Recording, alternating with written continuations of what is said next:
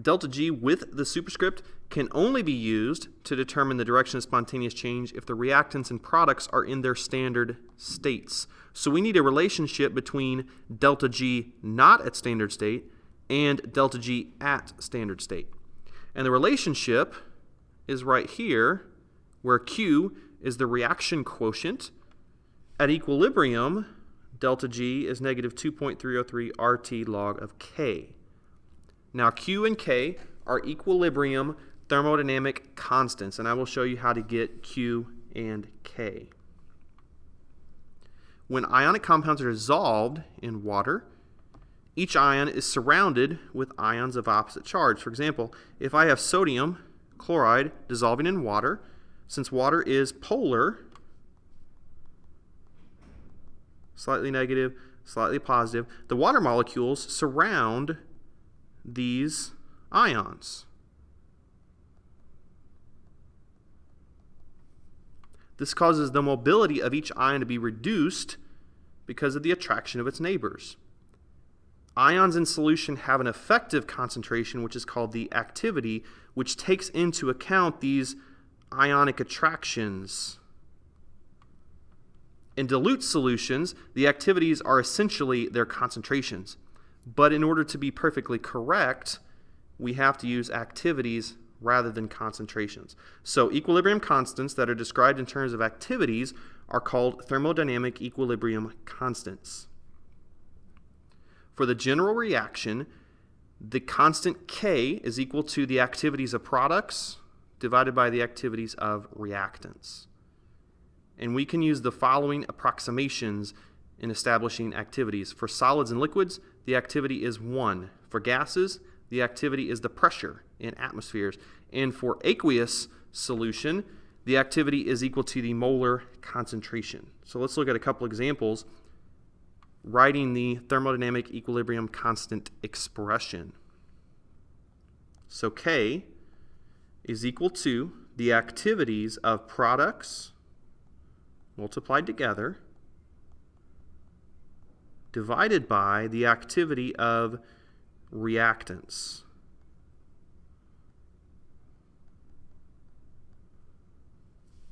So there's our K expression, but we want to make appropriate substitutions. If it's a gas, we're going to use the pressure. So we would say the pressure of CO times the pressure of H2 divided by solids. We just give a value of 1, so we can actually ignore solids or liquids. And then water is a gas.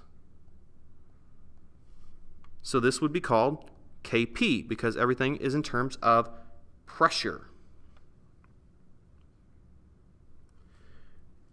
Part B, we have a solid decomposing into ions.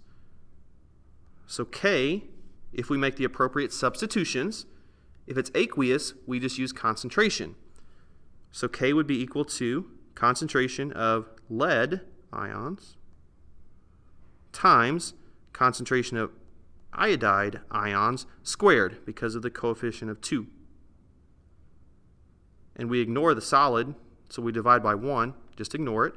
This would be called Kc because everything is in terms of concentration.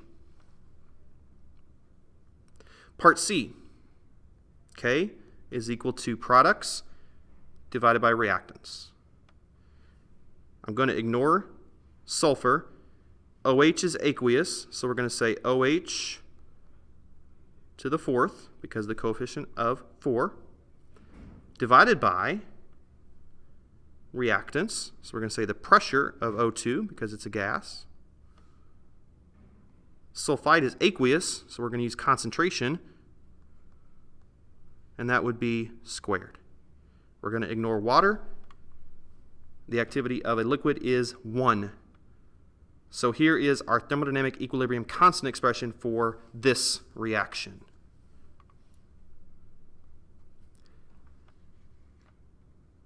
Each activity is a ratio of the equilibrium activity of the reactant or product to its activity in the standard state. So it's a unitless quantity.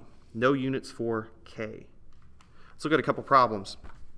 Given this chemical reaction, delta G is 22.44, calculate the equilibrium partial pressure of O2.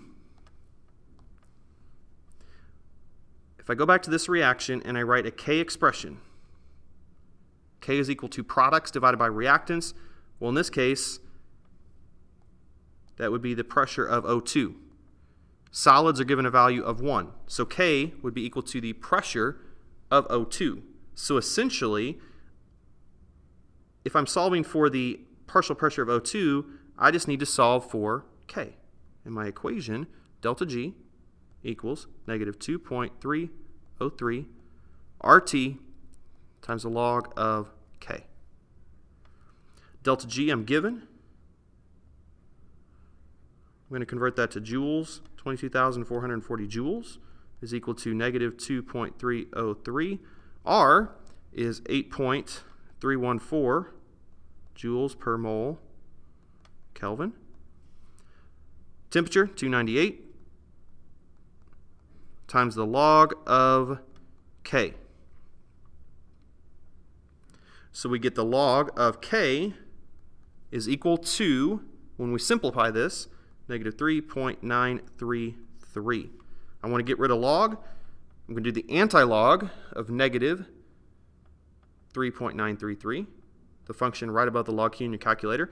So when I take the anti-log, K comes out to 1.17 times 10 to the negative 4th. And since K is equal to the pressure of O2, the pressure of O2 is 1.17 times 10 to the negative 4th, and the units are atmospheres.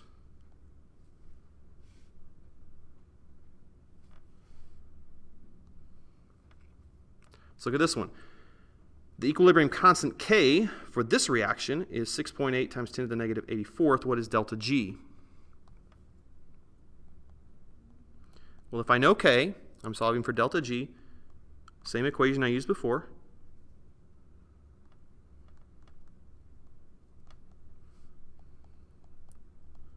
So negative 2.303. R is 8.314 joules per mole Kelvin. Temperature, 298. And then log of 6.8, 10 to the negative 84th.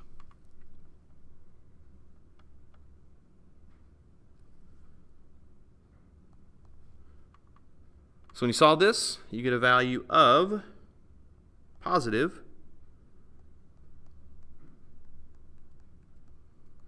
470,000 joules, which is positive 470 kilojoules. So this reaction is non-spontaneous because delta G is positive. In a non-spontaneous reaction, the delta G of the products is higher than delta G of the reactants when you graph those versus extent of reaction.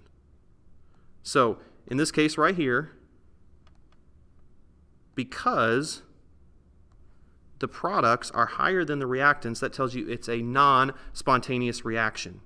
If it were spontaneous, the products would be below the reactants, somewhere down here, if it were spontaneous, and I were to graph those.